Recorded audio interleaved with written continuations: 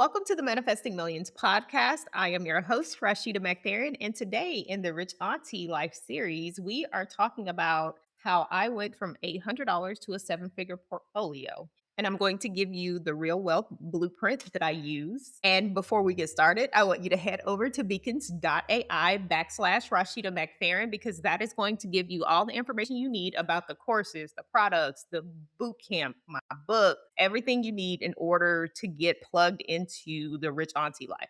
So, I'm not going to waste any time. I'm going to dive right in. We have so much going on in the month of May. So, number one, it is graduation month. My son graduates high school this month. So, welcome to the month of May. I know we talk about financial strategy pretty much 24/7, but this month in particular, I always focus on it being money making May energy, especially on Mondays. I do my money making Mondays on TikTok. So head over to TikTok. My TikTok is Rashida McFerrin. My username is Dallas, Texas Realtor in the state of Texas, specifically in the DFW area. If you are looking for a house to buy, I'm your girl. So, how I went from having $800 in my bank account to building a seven-figure portfolio here in Texas. We came to Dallas, it was January 2012. I had gotten a contract with Citibank and I had recently left Wells Fargo. It was the beginning of the new year. I had gone from the East Coast, went down to Atlanta, worked a 6-month contract, finished up that contract, and moved on to my next gig. The beautiful thing about my son being young at the time is that he wasn't fully in like traditional school. I could pick up and go because he was in daycare. I could enroll him into a private daycare close to me, which was down the street from my job. When I got the opportunity to go to Dallas, it had come up a couple of times before the year before, and I had told them no. This time, I took the opportunity. The contract came through like over Christmas break, and I had to be there within the next 3 weeks. I knew nothing about the landscape of Dallas. I got there, we moved into our apartment, and I do remember there being like dirt and grime like everywhere, like on the closet racks, and the smell was just like repulsive. You could tell that the people that had lived there before were smokers and they smoked in the apartment. And I always negotiated into my contract a 3-day right of rescission, which is kind of what you get when you buy a house. That if for some reason I am not happy with what I am getting, that it gives me the right to cancel in that moment. And we stayed there a night. And I went to work the next day and I spent the next day looking for apartments at work at my new job at Citibank. Like my son was at school down the street, was less than a mile. And I kid you not, I had to find an apartment in like a 24-hour time frame. And they were like, "Well, give us time to fix it." No, you had time to fix it. I gave you 3 to 4 weeks before I got here. Why would you put me in an apartment with some people that smoked in it 24/7 so much that the grime got built up onto the closet? That was nasty. I was just like, no, I canceled the lease. And then I found another apartment. It was a newer complex, but not brand new. I applied while I was at work. I got approved. We literally moved in that night. All of a sudden, money that was like supposed to be there for us for like the next month to pay tuition, which was close to $300 a week, and the food and things just disappeared like overnight because I had to come up with the money to pay rent. That apartment complex, we moved in. At the time, we only had our clothes and an air mattress, TVs, and my laptop computer. Within the first week of us moving in, we had $800 left. I was working for a contract agency. It takes 2 weeks for them to process your payment. You have that one week and then that next week, and then you start getting paid weekly. I got $800 here. That's enough money to eat. That's enough money to pay his daycare for the next week because by the time I have to pay the daycare the next week around, I'm down to like $400, and then like other bills start coming due. So I just went to work. Then one morning that I left and went to work, I felt like there were people outside like watching me. And it turned out to be true. One morning they tried to like, follow me and my son to where I was going for real deal, legit, like stalking type stuff. I had to maneuver to get rid of these folks. Like it was crazy. When they realized they wasn't gonna get much off me, they paid attention to where I had moved into, broke into my apartment, stole my laptop, stole my TV because wasn't nothing else in there to steal. Come home after work and my door is open. And I'm like, "Why is my door open?" And I go over to see if the management is there, and I'm like, "Dude, were you guys in my apartment? What's going on?" And they're like, "We don't know what happened. Turns out the people broke in to steal my laptop and a 14-inch TV." Really? Is that what we're doing now? Wow. That was the beginning of my experience here in Dallas. Thankfully, my mother knew I needed a laptop, so she bought me a laptop. Thank God for moms, because she always coming in the clutch. I was so uncomfortable staying there after those people broke into our apartment. And needless to say, we had to make some more changes. So one day we go to lunch. This is probably about 4 weeks into the contract. We come back and we have an impromptu meeting out of nowhere. They pull us into the room and inform us that the contract that we are working has ceased and it will no longer continue. And at that moment, they had to let us go. Wait, what? What you mean, let us go? I just moved here from the East Coast. This is a 1 year contract. I stand up, I step back, I get on my phone, and I immediately start emailing recruiters, letting them know I am active and on the market. I don't know what happened, but the contract that I was working just canceled out of nowhere. They were like, "We're going to need your access and your badges." And I'm like, "Wait, I just uprooted my whole goddamn life with my 3-year-old son to move to Texas. I just signed a new apartment lease. And y'all sitting up here telling me that my job is no longer." Hmm. Okay. So immediately I started interviewing with roles in Dallas, but the role I end up taking takes me back to Charlotte and relocates us back to Charlotte. So we end up back in Charlotte in the same place that we had just left from. And then ultimately, I put in a transfer back to Dallas, in which is how we end up back to Dallas. I said all this to say that your journey in reference to becoming a 7-figure portfolio owner, it's going to be met with so many twists and turns along the path. You have to be clear on what your intentions are and what you want in order to be true to what you know the end goal and the end result is that you initially began with. And for me at the time, I wanted to come back south. I wanted to raise my son in the south closer to family because I was a single mother and his other parent just wasn't parenting, period. It was going back south, holla, period. Just period. I know I'm more supported there. I have friends from college. And that's what happened when we got here. I had a friend from college, TSU, was a cheerleader with me who had a son who was like 6 months older. They now graduate together. They've been close since they were 3 years old. They both graduate in less than 3 weeks. And so little stuff like that made the difference for me because I knew I needed a support system and I knew that I wasn't getting that. Even though Charlotte was great for my career, I just knew I wasn't getting that being on the East Coast. But it served its purpose as far as me separating from the traditional mold of growing up and raising a kid in Tennessee because I wanted my child to be raised outside of Tennessee because I'm from Tennessee. So, in reference to me building my 6-figure portfolio, all the dreams and goals and things that I had when I moved to like Charlotte, they didn't really change much when I came to Dallas. The end goal was to build a 7-figure portfolio, to buy a house that I love, to get a circular staircase. I call them the Fibonacci staircases. That's exactly what I got. And I did that with my son without a man doing it for me. All my life, this is for the girls who are from the South, who grew up in Black traditional families. I was literally raised to be a man's wife from the time I was like yay high. It was literally a lifestyle that was taught to me from the moment I put a dress on, look pretty for a man. Because my grandmother was just that traditional beauty queen Southern belle from the 40s and 50s. Like I literally, all the girls in my family, that is what we were raised to be. Now, when I got with my son's other parent, it was encouraged by my matriarchs. It was time for me to get married and build a family. But what happened in the process of me getting married and being in graduate banking school at Vandy, me getting pregnant before he popped the question, I saw very quickly while sitting up in that man's house that I had more value than to be sitting up here being a wife, barefoot and pregnant at home, cooking his dinner and raising his kids.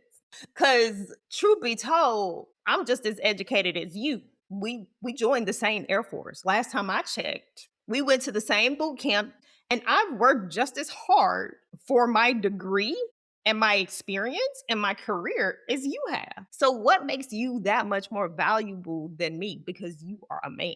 And I had decided May 2000, I'm not giving up my career for this dude. I don't care if he is my husband or not. I'm not giving up my career for him. Will I raise my son? Will I be the best mother I absolutely can be? Yes, but I am not giving up everything that I have worked my entire life for just because a man is supposed to put a ring on my finger and add his last name to mine.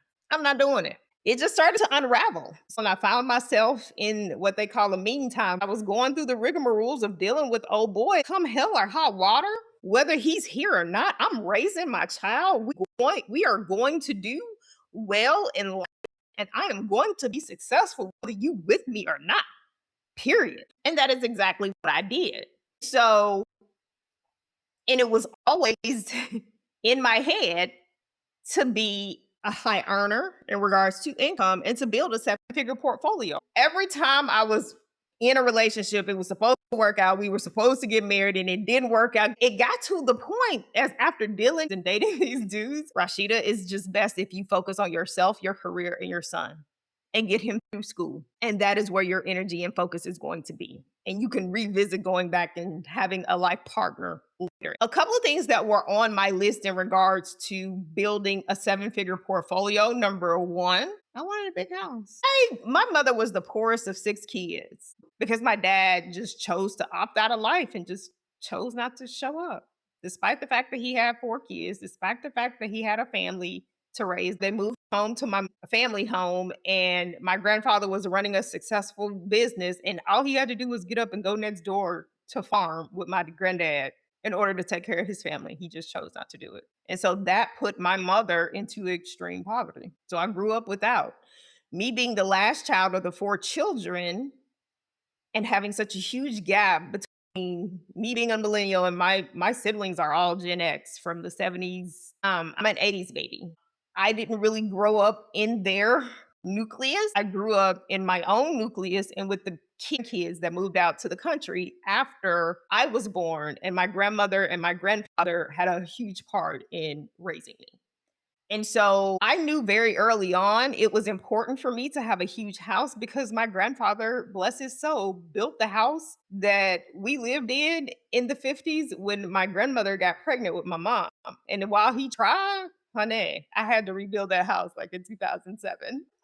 He did what he had to do in order to raise his family, and I respect that. And that's why I love our original family home because we've grown out of that so much. But I grew up wanting more. My aunt, when I was 8 years old, bought 118 acres, and I talk about this in my book, Rich Auntie Life.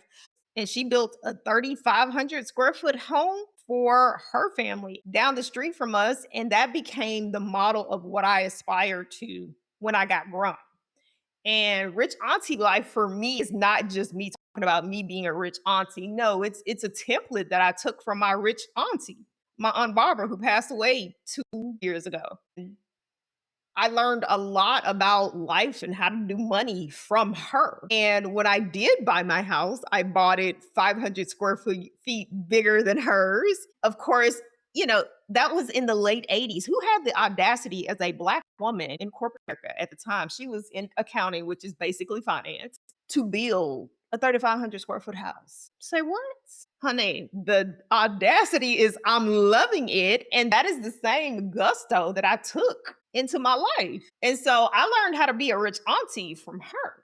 Even as I was growing up and I got into finance and things just kept transpiring in my life, she would always check in on me and check to make sure that I was taking care of myself, my health, and my family because she told me, I remember when my mom got sick in 2017, she was like, "Are you taking care of yourself?" And I kind of just looked at her because I was running myself into the ground at the time. And she was like, "Well, Rashida, you need to take care of yourself and your health because once it's gone, you can't get it back." And those words just resonated for me. And I started changing the way I was doing things in regards to my corporate career at the time after she gave me that advice because I was like, she's right. And wouldn't you know, a year later is when I got sick with my hyperthyroidism. And from that moment on, I was just like, I can't be putting these corporations first because they're running me into the ground and I'm making them money. And what do I have to show for it? A little six-figure salary? I am very much grateful for it. But like, I'm running myself into the ground trying to get ahead for the glass ceiling that I keep hitting, that I've been hitting since I was 25 years old and now I'm almost 40.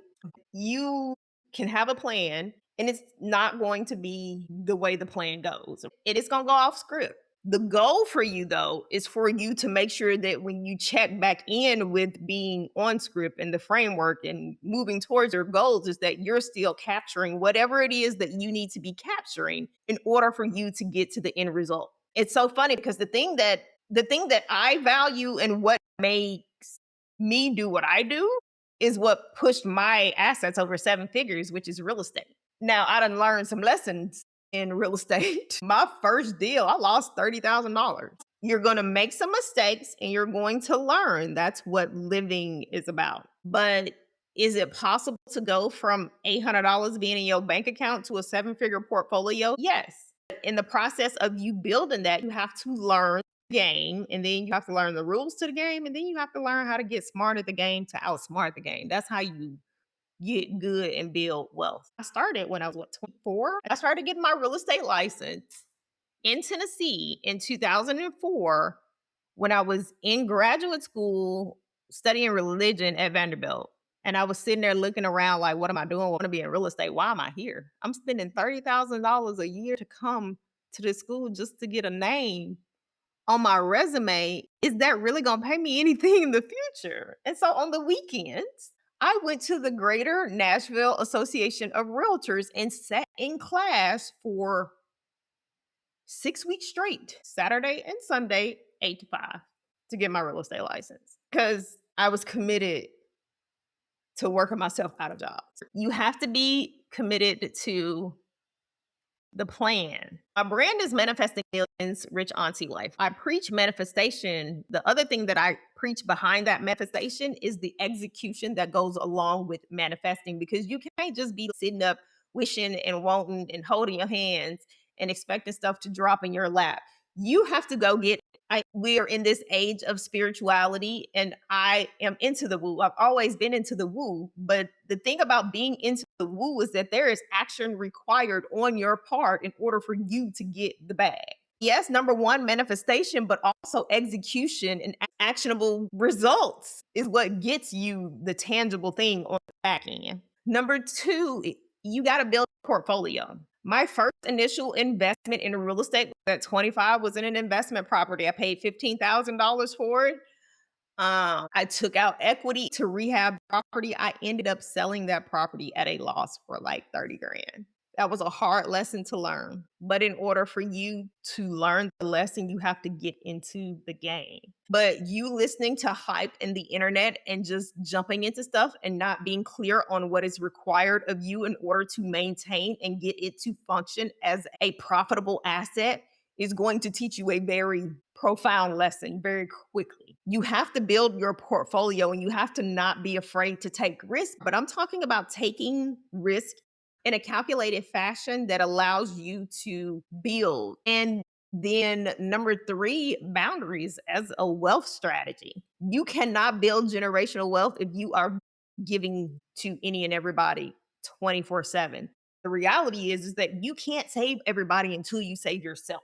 And so while you may have gotten one foot into the door, your job is to continue to bring the other foot into the door, get it stable so that you can continue to build up yourself. And then once you are stable enough to add and help people, that's when you go back and help people. Like you ain't gonna have no foundation. And so as Black women, we have to very clearly recognize that we have to take care and provide for ourselves first, and then we can take care and provide for everybody else. That is just the way it is. And we have been taught in this country, specifically because of slavery, that it is our job to take on the burdens of the rest of the world. It is not. It is not. Like that's why you hear me talk about rich auntie life. I was a rich auntie well before I became a mom.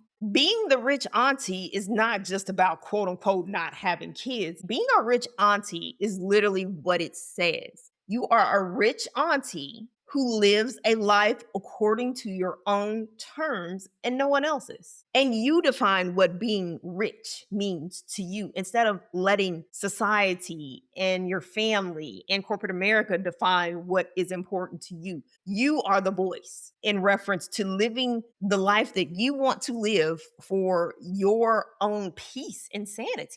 I would like to challenge the definition of what traditionally a rich auntie has meant, the girl with no kids who lives this life in luxury. It is a woman who defines life on her own terms. And yes, you may have nieces and nephews.